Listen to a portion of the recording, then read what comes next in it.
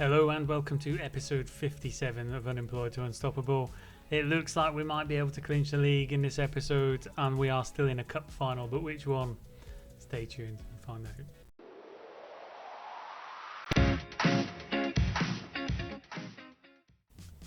out. Welcome back. So lots to catch you up on. First and foremost, I think you probably noticed it won't be a Champions League final. Unfortunately, we got knocked out by Atletico Madrid in the second leg of the semi-final.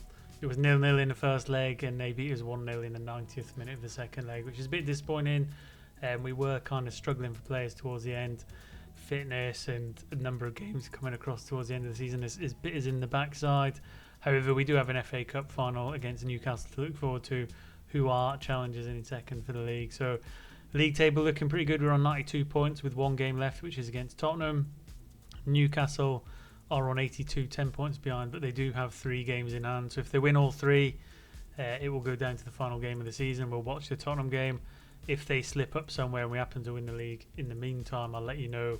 We'll miss the Tottenham game and we'll go straight to the FA Cup final. Other things to maybe keep you up to date with is this. One's the injury list, but 2, in terms of the squad, it's all looking pretty good. Got really good ratings. Average ratings for the season are good. I think it's worth noting we've got the top scorer in Codriano, 2 of the top 3 average rating players in Bordenave and Vinweiser.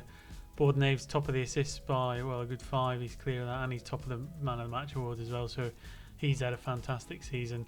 We're much above where we thought we might be. We're hopefully challenging for a Champions League slot, but we've been doing absolutely phenomenal. In terms of the schedule since you were last with us, which was the Everton FA Cup game and West Ham, which we got a defeat.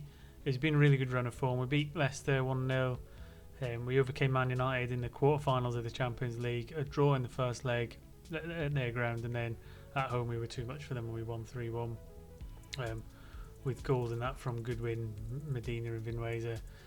Again, we beat Forest in the league. Beat Brentford in the FA Cup semi-final after extra time. Beat Sheffield United, so we're beating teams that we probably should be beating anyway. Liverpool was probably one of the best results we got. We really needed to win that. Fortunately, we were at home and we managed to secure the victory. 1-0 up through Vinweiser.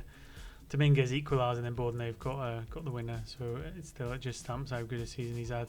There's the Atletico Madrid game. So 0-0 in the first leg, 1-0 in the second leg, losing it in the 90th minute to Pereira. Again, we were playing really well, but just struggling for players. And Andy Diouf, I think he finished the game playing up front. That's how bad we were doing for strength and depth at the time. Beat West Brom. Was a really tricky game. Only 1-0. It took us a long time to get the goal, but we got it over the line. And then just before this, we beat Man United 2-1. We were 2-0 up. We had a third penalty shout that wasn't given. But again, we went on and secured the victory. Played very much cautious towards the end just to nurse it over the line, leaving the Tottenham and Newcastle games. In terms of the tactics, still playing that deep line playmaker juice in there at the minute. You can see the fitness levels left in the team after the last few games. Cabas needs a rest. Goodwin needs a rest. Medina's injured. He's just coming back. Becker's out. Bordenave's out injured now as well. So it's been a real struggle towards the end of the season. Codriano on 30 goals is nothing short of a phenomenon. Staff-wise, massive, but I need to get them out doing a bit more scouting. It's not something I'm particularly great at setting up, but I really need to get them going globally, looking for the next batch of young players to come through. In terms of dynamics, we're doing all right. Vantrov wants to leave, and Medina, who've been long-term wanting to leave. Diallo wants to go on loan to help his development, which we might let him do because I think summer transfer window is looking for some really good centre-halves. And then going back to the squad, that's the key, is a few of our centre-halves have some real interest in them. It might be a chance of, or a case of letting them go and seeing if we can make some real big statement signings. In terms of the other news that came in, I think we were up to 3 world-class players, although Goodwin's dropped off, but Codriano and Medina I think were classed as world-class. Goodwin was for a little bit, but he's back down to a leading Premier League player. It's probably to do with consistency in recent games, but he was briefly classed as world-class, which again, for one of our English players, is absolutely fantastic. In terms of transfers then, we've got 2 coming in. Enoch Nindkwama, free transfer from PSG. again, attacking midfielder, and this is the start of the change in formation. We'll bring him in. He's an advanced midfielder with quite high pedigree. He's only 24 years old, tries killer balls, plays 1-2s, dictates tempo, looks for pass rather than scoring, so he's going to be a real good creative player up the front end of the pitch. And also Sander Maas, because we're getting that position, we've brought in another top quality player on a free transfer, plays in the same position, and again we can rotate them. He's an elite attacking midfielder, and between the two of them we can really rotate that position, so we've got a bit of depth, moving away from the defensive midfielder and making us a bit more attacking, so we can put some of these games to bed a little bit earlier, and then hopefully introduce some of the young players that we can hopefully snap up in the summer. In terms of vision, I think we're down as untouchable. We're doing really well. The development of the players who are away, we do have some still doing quite well. Chavez, 19-year-old wonder kid. Aguilar, wonder kid. I think we did have a striker in there as well, but I think he's dipped off. He's out on loan. Yeah, Preciado, he was a wonder kid. I'm not sure if he is anymore. He might be a bit too old. But again, some good young players coming through that come back. Larson as well, one that's going to come back. So next season, once we get our midfielders in, we've still got the strikers in, we've got the wingers in. We just need to make some really big centre half, perhaps goalkeeper statement signings. So all that's looking good. I'll click through and get us ready to either the Tottenham game or the Newcastle game. Like I said, if Newcastle slip up somewhere along the way, I'll come in and let you know we've won the league. That will be kind of finally reached our goal in terms of winning the Premier League. But we'll see where we go from there. So stick around, it should be fun. And welcome back, and that is the result we were looking for. Chelsea have managed to beat Newcastle 2-1, meaning they are 4 points behind 1 game to go. So we have won the league. Millwall have won the Premier League. Pivotal match, a 7-1 game against West Ham. Again, absolutely fantastic. It's what we wanted. Maybe a little bit sooner than maybe expected. 20-1 was the pre-season odds, but I think what's key is Vinweza, Bordenave, Medina and Codriano. We had like 4 of the best attackers in the league, which is magnificent. I think it shows in our goal difference as well. So the board are ecstatic. We've got our names on the trophy. Players are ecstatic. So we'll carry on and we'll get to the FA Cup. See if we can make it some kind of a double. It'll be tough against Newcastle, but we'll see what we can do. Our players will be more rested than theirs, hopefully, because I think they're still in the Champions League. But stick around and we'll see if we can make it a double.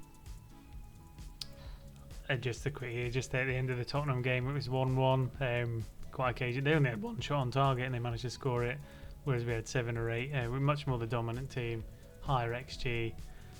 Statements such as Millwall in their groove, Millwall dominating, Millwall enjoying themselves, and we came out with a 1-1 draw, which isn't how we wanted to end the season, but them scenes there is what it's all been for. So winning the league, players will celebrate. We've got a rebuild in the summer,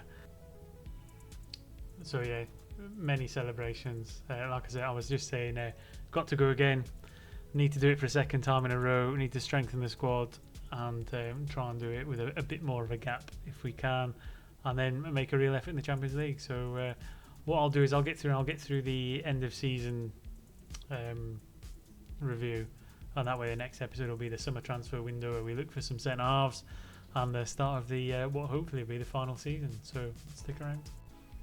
Welcome back. In all the excitement of winning the league, I kind of forgot about the FA Cup final. So we have got the Newcastle game starting lineup. We've got Romero in goals, back for Kravtsov, Calderon, Zekia and Moyano, Johnson, Topologlu and Goodwin in the middle of the park, with Bordenave, Vinweza and Medina leading the line. Codriano is injured. I have opted for the injection option just so we've got some substitute power on the bench. Newcastle, a really good side. They've got some really good players. Not surprising because they're one of the richest clubs in the game, I think, when you first start. But let's give them a real go. There's no reason we can't win. Neutral ground. I think we have beat them once in the season. I think they beat us as well. Let's see if we can make it a cup final victory. We don't always do well in the cup finals. Certainly in the playoff finals, we weren't always particularly magnificent. And again, if you see the other save, which is the Youth Intake Challenge, you'll see on there as well, we're not particularly good in playoffs or one-off type events. So we'll see. Fairly cagey game. We're going to go balanced. I don't want to open up too much. However, I think in the second half, if it's tight and we've got a chance to maybe go for an opportunity or we're a goal down, because we'll go a bit more positive, maybe attacking. Ball goes through, deflects to one of their players and managed to get it away. But half an hour into the game, we've not really had a chance yet. A bit of encouragement to try and spark up some morale. But I think it suits us, it being a little bit tight and cagey. The longer it goes on, nerves will set in, and hopefully our players can pick up the pieces towards the end of the match. So 0-0 at half time. I think we need to be a bit more positive, and I am going to go positive for the second half, because if you're going to win it, let's go win it in the right way. If we come off and we lose, it's not the end of the world. I think Medina for Codriano as well. Let's get our top scorer on the pitch despite his injury and see if we can just get that one goal we might need and then go a little bit more defensive. Kravtsov down the left hand side then. Can we create our first real highlight of the game? Moyano down the right to Vinways. He's key player for us. Moyano, edge of the box to Topologlu. He's found the net. I was considering taking him off for fitness, but he's got the goal. We'll probably just drop down to a bit more balanced approach. Vinways a good work. I thought he was going to cross it first time. Cuts it back to Moyano.